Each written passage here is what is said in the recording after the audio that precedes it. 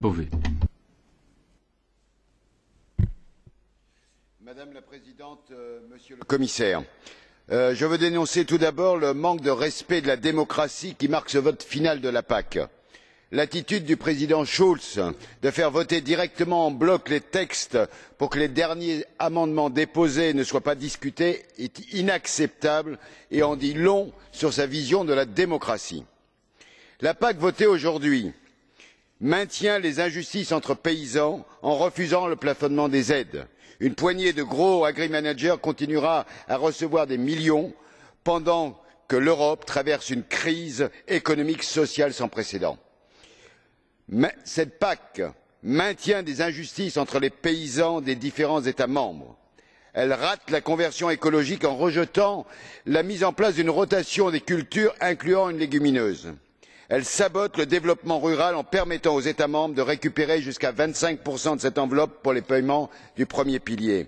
Elle entérine la mise en place d'une renationalisation de la PAC et exacerbe la concurrence entre les paysans des différentes régions. Elle saborde la seule politique commune que nous avions réussi à mettre en place en permettant aux États membres de la nationaliser.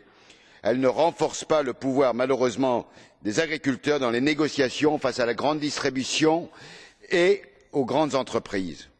Enfin, j'espère que le travail sur les actes délégués permettra une véritable transparence et un véritable dialogue avant leur mise en place. Peut-être qu'à travers ces actes délégués sur l'agriculture, nous pourrons lancer un nouveau travail au niveau européen. Enfin, je voudrais dire que malgré l'attitude des lobbies de l'agroalimentaire, malgré l'égoïsme des pays, eh bien, nous avons permis un démarrage d'une nouvelle politique agricole, au moins dans son esprit, et je veux saluer le rôle du commissaire Cioloş qui a fait avancer un certain nombre d'idées.